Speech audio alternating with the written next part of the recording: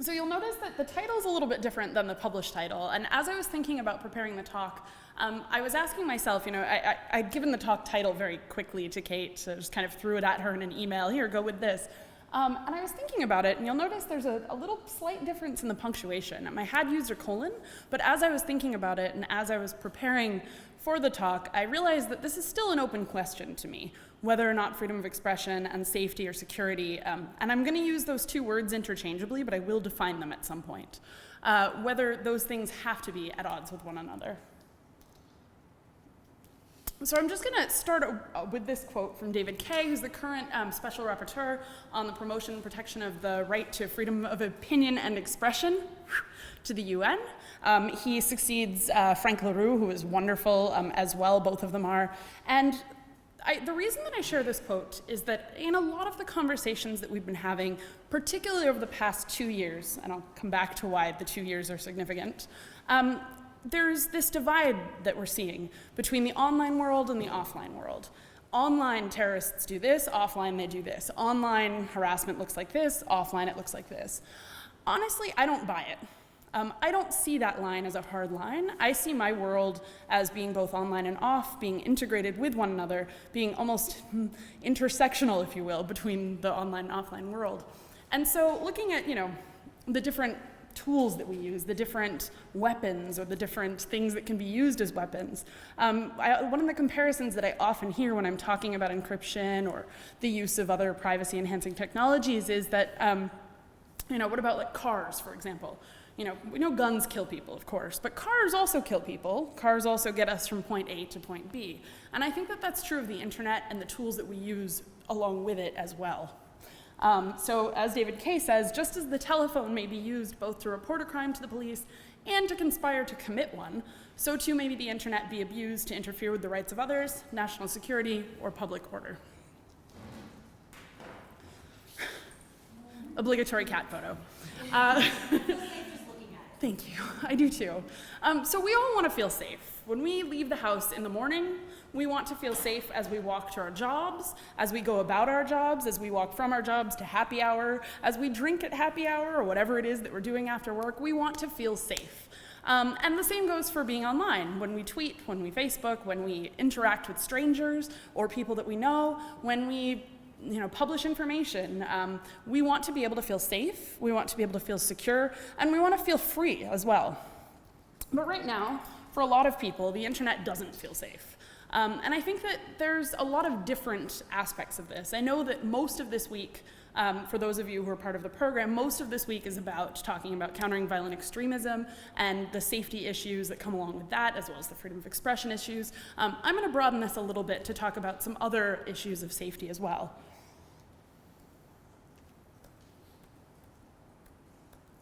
It's not as cool without the clicker. So there are myriad threats that we face when we go online. And I started with the blue and then added the red to kind of denote different kinds of threats. But really what we're looking at is this. You've got different threats that people of different communities face. So things like revenge porn or terrorist recruitment, those gender-based violence, bullying, those are often specific to specific communities. And different communities, of course, but there are people who are more likely to be targeted by those things than by others. The same goes for things like malware as well, surveillance, government censorship, although the categories are often much more broad. Those who experience government censorship are the citizens of X country, for example, as opposed to a smaller group. But nevertheless, this is just a selection of the different threats that we face every day when we go online. And so some of these threats are threats that we face from other people, bullying, recruitment, things like that. And then some of them are threats that we face as we're trying to mitigate against that first set of threats. So as we fight back against bullying, we might see more censorship or more surveillance. As we fight back against threats and harassment, we might see a threat to anonymity coming from our governments or from other regulatory bodies. And so I think that it's important to note that sometimes those threats, kind of go several layers deep in that sense. So this is going to be obvious to everyone, but there currently exists a tension between safety and free expression online. And that tension comes about often when we are actually trying to protect people. So as we're trying to protect the right to free expression, for example. So let me use an example. to explain what I mean. So there's been a lot of talk over the past couple of years, specifically around the harassment that certain communities, and I'm going to say women in particular, as I am one and feel that I can represent that community reasonably, that people experience as they go online, right? And so as we try to protect against harassment or against the experience of harassment, we're often trying to find solutions that enable people to speak more freely, right? So harassment can have a chilling effect on people's speech, and so in order to ensure that they have the right to speech or the ability to speak freely, we often create other protections. But then sometimes those protections themselves become threats. I hope that that wasn't too crazy. Let me give a concrete example. So if I am experiencing harassment online, often the instinct might be to shut the other person down, right? And of course, and I'll get into this as well, and I'm sure many of you know, of course there are sometimes reasonable restrictions to be placed when there is a threat, when there is incitement, things like that. But what about just ordinary average harassment? How do we deal with that? Come to that in a minute. First, though, I want to get to the definitions. What do we mean when we say online safety or security? And I'm going to use them both here. Any examples? Just shout them out. I can look down so I don't know who's talking. Doesn't matter. What do you think of when you hear online safety or security? Privacy of your own data. Okay. Privacy of your data. Any more? Well, that one's in there. So what I added here, and we can certainly add to this, but I've got freedom from harm, and that includes a number of the above threats, freedom from harassment, freedom to not be spied upon, freedom to express oneself, and then of course privacy of one's data. I didn't add that, but it's a really good one. So there's, like I said, there's a range of these different freedoms or of these different aspects of safety and security. And then the question that I would ask is, what measures do we feel it acceptable for governments, corporations, or other entities to take in order to ensure our right to free expression online? This, I think, is where it gets really tricky. So I know that most folks in the room are familiar generally with human rights and international law, so I'm not going to nail into this too hard, but I'll just throw this up here as I speak. Article 19 of the ICCPR, explaining which restrictions governments can legitimately place on freedom of expression. But it's not just about governments, and I think that this is where it becomes really important. Right now, most of our speech is not controlled by governments necessarily, or at least not at the first line. Right now, and I'd love to hear disagreement on this one, but right now, most of our speech online is controlled by corporations. Anyone totally disagree? Agree? Okay, all right. So often I give talks that are just about that, just about the ways that corporations censor speech. And one of the things that I always get asked at the end of a talk, inevitably, is, yeah, but Facebook's just a company. You can leave it whenever you want, right? I don't agree with that, and so I'm starting with that premise. First off, Facebook has more than 1 billion average daily users. That's more than the population of any country in the world. So Facebook's population is bigger than any country's population. Facebook's population is actually bigger than any singular group of individuals in the entire world, with two exceptions, Christianity and Islam. And I wouldn't even call those singular groups, to be honest. So Facebook is literally the world's largest cohesive population. And yet the company itself controls every aspect of what you can do on its platform. Again, one of the most used daily platforms in the world. Who uses Facebook? Great, so I'm using the right example. Wait, who doesn't use Facebook? Friendster. Awesome. We've got one holdout. I don't mean to call you out, but that's awesome. Friendster? All right, fair enough. And granted, everything I'm going to say about Facebook right now probably also applies to Twitter, to Friendster, to whatever other spaces you're using, except for the size issue, and I think that that's what's really important. So when you go on Facebook, you have a limited set of rights to freedom of expression. Those rights or responsibilities are contained within Facebook's, I forget what it's called, statement of code of conduct? Community standards? Yeah, community standards, which have categories that range from nudity to dangerous organizations to selling drugs to a number of other things. And there's a lot of restrictions on what you can and cannot do.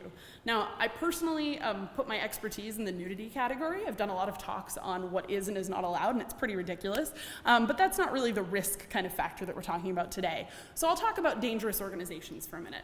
I don't have a slide with the actual text, which is disappointing in myself, but Facebook specifically says that dangerous organizations cannot conduct activities on their platform. Not once do they use the word terrorism. Not once. Now, what are their rules based in? US law. What we have is US material support law, which prevents US citizens primarily, although I assume it would also apply to residents, again, not a lawyer, which prevents people from providing anything that could be construed as material support to a group that is on the US's list of designated terrorist organizations.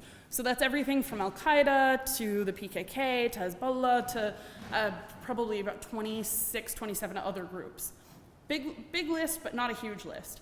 Now, Facebook's rules are based on that, but they've also expanded it. And so not using the word terrorism, they're actually using dangerous organizations so that they can also apply those rules to things like gangs or other violent groups in different countries, and so that they can expand that definition at any time. But nevertheless, it's based in that law. And so they've basically created their own set of standards for who can participate on their platform, and those standards are rather arbitrary. Now, this goes through different other categories as well, but that one in particular, I think, can be really problematic as we talk about this, because it means that Facebook can essentially lay down the hammer on any group at any time for any reason that they want to. Fairly arbitrary. Now, what sort of restrictions would we consider reasonable in that case? Now, Facebook, again, is a private company, and so being able to place restrictions on the use of the platform by dangerous organizations is in some ways reasonable. We don't actually want terrorist recruitment on these platforms. I would assume everyone in the room agrees that that's a bad idea. But how do you restrict that in a meaningful way that is also fair to all other users, that is fair to people who may not even realize that they're connected to a terrorist organization? And trust me, this happens a lot with Kurdish communities. And how can they do that in a way that doesn't simply censor, but also goes beyond that to provide some sort of insight or education to the user? So to give an example here, I'll use the Kurdish example because I think it's a really good one. There was a case last year. A young Kurdish woman in London was campaigning, and I can't remember exactly what for, and she had led this protest, and she was at the front lines of the protest. It was her organization that had brought it together. And somewhere in the back of the line, you know how protests work, somewhere in the back of the line, there's a couple guys carrying PKK flags. So she gets censored from Facebook, because somebody at the very back of her protest, who she didn't know and who she didn't necessarily even invite, was carrying a flag that a Facebook content moderator saw as being connected to a US designated terrorist organization and therefore was not allowed. Now, I wish that I could say that that was an uncommon example, but it's not. These are the kinds of people that get censored on these platforms every day. And so what would be a reasonable response to that? Now, I don't think that that was a particularly reasonable response, but I also understand that they have to create some set of rules. However, when this young woman had her content removed, she was given no guidelines, no explanation, and no sort of context for how to behave differently the next time. And so even if we were to accept that the rules are reasonable and that the action was reasonable, there's no follow-up, there's no education. So when it comes to actually countering violent extremism, the company has done nothing to counter it. They've simply shut it down. And again, this was not actually violent extremism. This was a peaceful protest that had a bad flag. But let's say that they wanted to actually provide some sort of user education to the user. There are a number of different ways that they could do that. They could explain to the user specifically the reason for the takedown. There was some guy with a flag, you know? And she might say, oh, that sucks, but at least it's reasonable. They've given me, you know, they've told me what I shouldn't do next time. Or they could not take the content down. They could only take down content that is actually violent or actually in contradiction to international law. They could, you know, there's a number of different options as to what they could do. Let me give a second example, but first let me pour myself a little bit of water. And I'll let you think on that one for just a second.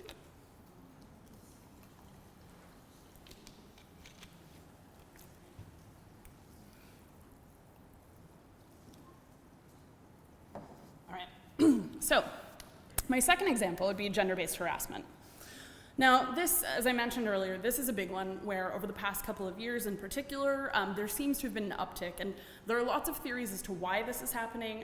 My personal theory on this is simply that the platforms that we use frequently, particularly Twitter, engender this type of quick conversation that gets people riled up very quickly.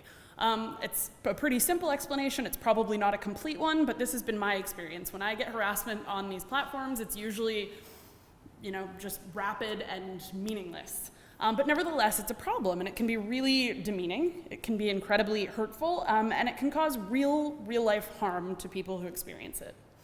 But oftentimes, the way that harassment on these platforms gets discussed is problematic as well. Because we've got people saying that, on the one hand, that, everything is harassment. Any kind of, angry tweet at someone is harassment. And then on the far other hand, you've got people, excusing their behavior and saying that, well, I should have the right to say this. Now, these are US companies, again, so legally, unfortunately, a lot of the content that would be considered harassment, a lot of the stuff that falls in the middle, is probably legal speech. But these companies do have the right to restrict it as they see fit. And so right now, and I'll focus on Twitter instead of Facebook this time as being a more public platform, right now we're in this sort of messy area where the companies don't really know what to do. I'm going to give you a couple of different examples that, in my opinion, shows the ways in which companies are incredibly inconsistent about this. So has anyone heard of Chuck Johnson? No? No? Oh, great. I haven't gotten to tell this story to a new audience yet. So there's this guy called Chuck Johnson. He's a jerk. He's also a journalist. He's a right-wing journalist, and I would say, to be perfectly honest, he's exhibited some pretty fascist opinions in the past, but nevertheless, he's a journalist. And he was using Twitter to regularly harass other journalists, and activists and other people. Now, a lot of this was not considered harassment on the platform. Users would report him, people would report him to the company or what have you, and nothing would happen. But then one day, he harassed DeRay McKesson. Does anyone know who that is? One of the leaders of the Black Lives Matter movement. So DeRay had reported him for this harassment, and the harassment included some sort of, I don't remember exactly the details, but had included some sort of divulging of DeRay's personal information. As a result, Twitter took the content down and banned the guy immediately from Twitter. Until the next day when he created another account, and then they banned him again, and then the next day, and then banned him again. It went back and forth about 10 times. Twitter was essentially tracking this one guy down and banning him every step of the way. Now, he did do something wrong, so it was fairly reasonable, or at least reasonable within their set of rules, that his page be taken down. He violated the rule, they enacted the consequences. However, the millions of women that receive harassment every single day on this platform report their harassers, and nothing ever happens. Twitter doesn't go chasing down these other people. Twitter doesn't, when I get a harasser and report him, even if they take down the account one time, they don't take it down the second time. So Twitter essentially applied special privilege, or not privileges in this case, it's the other way around, but special scrutiny to a celebrity. The same thing happened a few weeks ago with Azalea Banks, a music artist. I don't know exactly what kind of music, but she had said something racist, had gotten her account taken down for the same reason, and then the same thing happened, where they played a cat and mouse game for a few days until I think she just disappeared off the platform. So the problem here is essentially that companies can't do this successfully. They've failed. And in my opinion, they've already failed. It's too late. There are changes that they can make, and I'll get to those in a minute. But if I were to look at the state of things when it comes to harassment, when it comes to gender-based violence, when it comes to terrorism on these platforms, I believe that the way in which the companies has responded has been an utter failure, completely. Why do I feel that way? Well, first off, they haven't succeeded in getting rid of harassment or terrorism, and they never will. We know that. It's impossible. At scale, with the way that the current systems work, there's no way that companies can possibly remove every piece of harassment, every piece of terrorism, or every person that engages in these behaviors. And so, in mitigating them, why I think they've failed still is that not only have they have succeeded in taking down some things, not only have they failed in taking down all of the content, of course, but they've also failed in the sense that they've taken down a lot of content that shouldn't have been taken down. That there's been a chilling effect on speech, on political speech, on all kinds of different speech. And I don't think that that chilling effect is worth the cost. Which brings me to this question. What do we have to lose? I think that what we have to lose by enacting the wrong measures or too broad of measures on these types of speech is huge and significant. So first, the obvious one, the right to express ourselves, and I think specifically the right to express ourselves anonymously if we desire.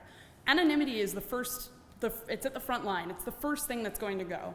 As soon as our rights start to be taken away on these platforms or in terms of our governments, anonymity, the right to anonymity, will be the first to go. We've already seen it go on social platforms. So Facebook does not allow anonymity. And again, the same thing as before. Many people get away with it. I've got plenty of friends, I'm sure there's some of you in this room, who are using names that are not the name on your identification card. And I'm glad, and I'm not going to report you for that. But Facebook applies additional scrutiny to people who are well-known, people who are famous, people who are transgender, et cetera. And so most of the people who are deeply affected by that policy are minorities. But beyond that, governments have already started to try to take away our right to anonymity. So we saw this in South Korea several years ago, although that's been rolled back, thankfully.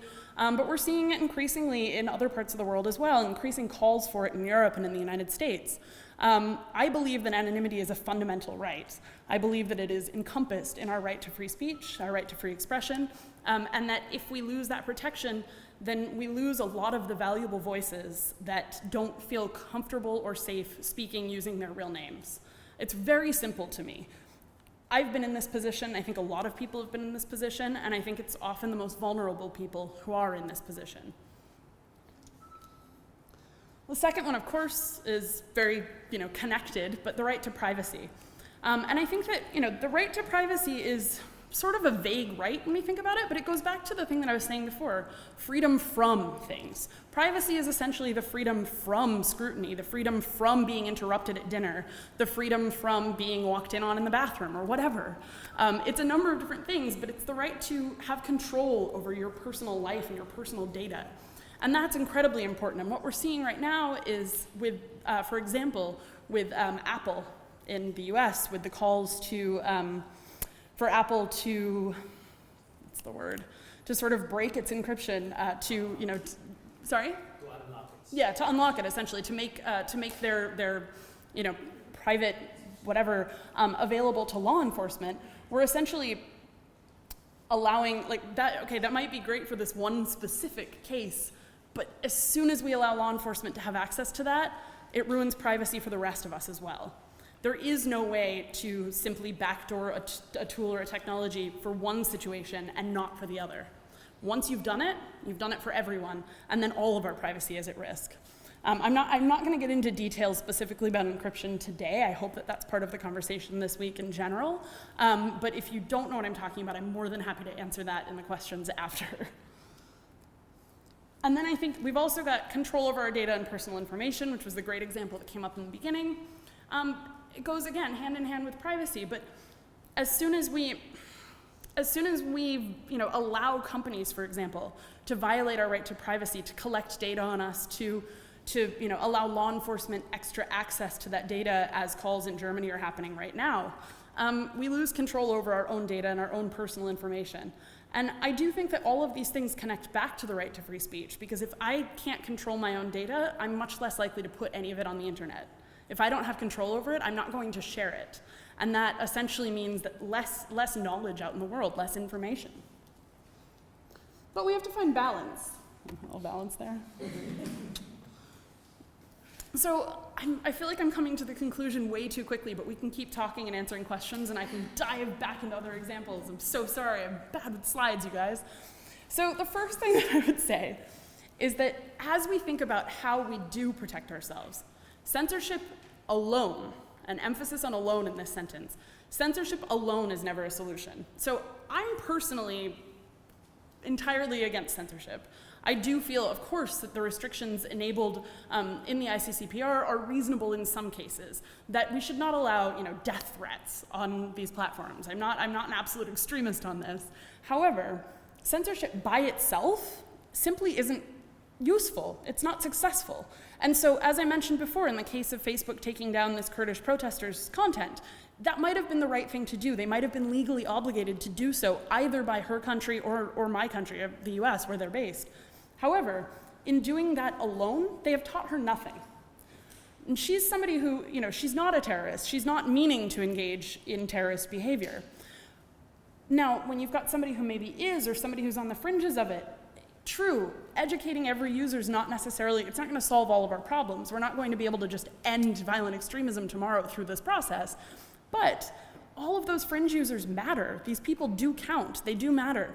And so being able to educate a handful of people even to realize why it's not okay to have that flag in the background, or why they shouldn't be talking with this group, or what have you, I think it's really important. The second one, and this is kind of a bit more around harassment, but I think users should have access to tools that allow them greater personal control. And so, for example, Twitter users, who uses Twitter? Okay, about half. So do you ever block people? Awesome, okay, yeah, me too, like every day. I block people every day, and I don't even care. I do it because I get a lot of harassment. I block people even if they're just annoying me on a bad day. I'm not kidding. I don't feel that I'm restricting their freedom of expression, and I do feel that they're trying to restrict mine through their harassment. But essentially what I'm doing is I'm putting a wall and saying, okay, you can still read what I have to say. You can still find me over here. Maybe you can walk up to me in a cafe and talk to me, but I don't need to deal with this right now. However, these tools don't work very well, and a lot of people have talked about this, why they don't work. And so there is kind of a movement to allow greater granularity in the use of these tools. A lot of people are lobbying companies to do this. I'm hoping that this is successful. We've seen kind of the proliferation of tools like Block Together, which allow people to create block lists. There are problems with these tools as well. I somehow am on some block list that's followed by a bunch of journalists, which means for some reason I can't tweet at these journalists. I can still send them an email though. It's not the end of the world. Law enforcement and the judiciary must be trained to understand online threats. I can't stress this enough. And this is true everywhere. This is true in the US, where we know that our judges, even on the Supreme Court, don't always know that much about how the internet works. But we also see this globally, and particularly when it comes to online harassment, because if we don't want censorship, then we do need some sort of, or if we don't want blanket censorship rather, then we do need some sort of protection within the law to protect people from harassment. If harassment is illegal offline, which where I'm from it is, you can't just stalk and harass someone without consequences, then those consequences need to exist also for online harassment. And right now they don't, which is why the companies are stepping in and trying to do this for them. But I believe in the rule of law, and I believe that we need to follow the rule of law rather than the rule of corporations and capitalism. Company policies, companies, apostrophe policies, should reflect the spirit of the Universal Declaration of Human Rights. So as I said before, companies don't have to protect your freedom of expression. They're under no obligation at all, or at least not currently the way the law stands. But they could possibly, they could consider adhering to the spirit of Article 19. And we've seen many pushes for them to do this. There's a group called the Global Network Initiative, which a number of companies and NGOs are a part of. Unfortunately, they haven't really been very successful. And so I'm hoping that more projects will come forward. And I know Kate wanted me to talk about mine, so I will add that to the end. I'll come back to it in just a second. But overall, what I'm trying to say in this is that companies could, for example, loosen up on some of the rules. Nudity, I've talked a lot about that in the past. Nudity is a rule where there's no real reason for them to restrict that. It is freedom of expression. And so if Facebook were, for example, to pull back a little bit on those resources, they could move some of those resources over toward deal with countering violent extremism in a responsible and professional way. And I think that also means that companies need to provide resources and have resources at hand and have the right people dealing with this content. Because right now, what we know from their content moderation practices, it's not experts dealing with terrorism. It is not. I can assure you of that. It's low-paid workers. It's low-wage workers, often who are not full employees of these companies, who do not have full benefits, who are doing the sort of garbage cleanup of the internet. And that, to me, is not right. If we're going to stick with the restrictions that we have, or even, clean them up a little bit and make them, more concise, we still need experts to look at the content. We need people who can tell the difference between a protest where there's just one flag in the far back row and an actual act of terrorism or an actual statement or expression in support of terrorism. And I think that that's really, really important when we consider the sheer amount of control that these companies have over our lives. And then finally, education is key. And I think I've made this point enough when it comes to how we deal with sort of talking to users about the kind of content that they're putting up and why it's wrong and how they can, improve for the next time. Right now, the way that Facebook deals with this is fundamentally punitive. I didn't talk about this before, but I will, and then I'll tell you a little bit about the platform that Kate asked me to. So right now, when you report another user on Facebook, what happens is that the material goes into a moderation queue. And then some human somewhere in the world, often, like I said, a low-wage worker who's not a full employee, who's being exploited by these companies, often that person then looks at the content and makes a split-second decision as to whether or not it should stay or go. After that, the content is either taken down or left up. And then sometimes there are additional measures enacted on users. So with Twitter, for example, with divulging the personal information of another user, immediate ban, you're gone from the platform. With Facebook, however, the result is more often temporary punitive bans that last between 24 hours and 30 days. So Facebook is essentially treating its users like children, putting them in the timeout corner and telling them, here, go think about what you did, without actually explaining to them what they did. This has happened to me. So I know about these bans because it happened. I posted a breast cancer campaign that resulted in me being censored. I wrote a piece about it for Quartz, which I'm happy to talk about too. But this is also being used for people who violate the rules around dangerous organizations or violent extremism. What does it teach a user if the result is just to be banned for 30 days? No explanation. Okay, you can go off into your little corner for 30 days and then you can come back and continue being a terrorist on our platform. That's essentially what they're saying. That's not helpful at all. That is the end. Okay, so end of slides, but I do want to tell you a little bit about the platform, as Kate asked me to. Is there internet on this computer? Can I just pull up the website? Okay. That's the easiest way to do this. It should be. But should is that, It's not a big deal if not. Oh, you keep talking now. Okay, I'll keep talking. Just pull up online censorship if you can.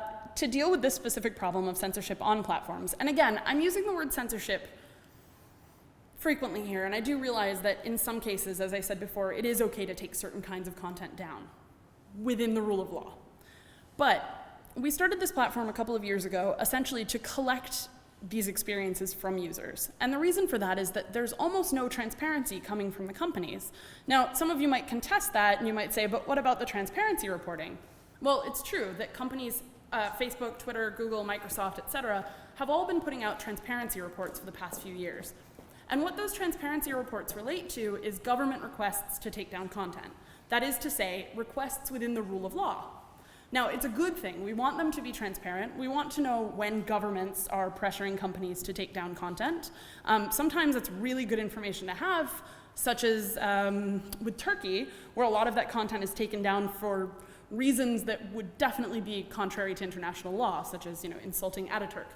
However, it also relates to content that's taken down for absolutely and fundamentally legitimate reasons. However, as I mentioned, there's sort of a gap because they're telling you what governments force them to take down, but they're not telling you what they're taking down. And so after years of trying to push the companies into being transparent about that, I gave up, and we started this platform. We launched first we won the Night News Challenge, which enabled us to actually build the platform, because otherwise it was just going to sit there forever. And then we launched it in November, and we're going to be launching in Spanish and Arabic in the next couple of weeks, and hopefully more languages to come. And so essentially what we're doing is we're trying to collect reports from users when they experience takedowns or account deactivations or bans on these platforms.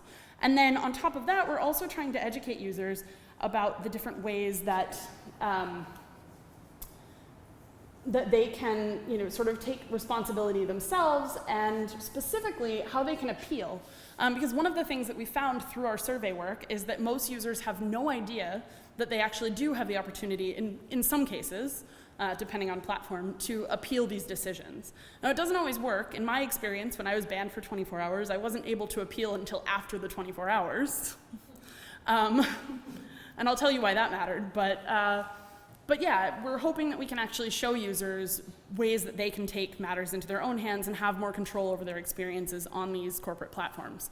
And now just to add that one last bit, the reason that I couldn't appeal was funny, or not the reason that I couldn't appeal, rather, the reason that that 24-hour thing mattered. Now, most people would say, okay, well, it's just Facebook. You're banned for 24 hours, so what? Go outside, enjoy the sun, right? Yes, of course, and I did, believe me, but there's also the matter of the fact that I was not just banned from Facebook, but I was also banned from all third-party services related to Facebook, including paid services like Spotify, including dating apps like Tinder. I tested them, I don't use it normally, including, I couldn't message my friends, of course, I couldn't use Messenger, of course, and that's all fine, but there was, what? Yeah, WhatsApp's disconnected. You don't sign in.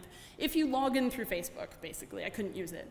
But here's where it gets really tricky. And luckily, I work for a free speech organization, which mostly just found my getting banned from Facebook to be really, really funny. But most people don't. Does anyone here administer a page for work at Facebook, on Facebook? Yeah. Okay, so what would happen to you if you got banned for 30 days from Facebook and you couldn't do your job? Yeah. Exactly. So might not have your job anymore. And so that's a real concern that I have. And I have talked to the companies about this. I haven't gotten a satisfactory answer so far. I'm still working on it. But it's not just getting banned from, chatting with your friends. It's potential professional consequences. And I think that that's another aspect of why we have to think about how much control these platforms have over our speech. In any case, that is indeed the end. I'm just going to put up that last slide so you have my info if you want it, if I can remember how to do this. No, apologies. Bam, and there we go. Thank you.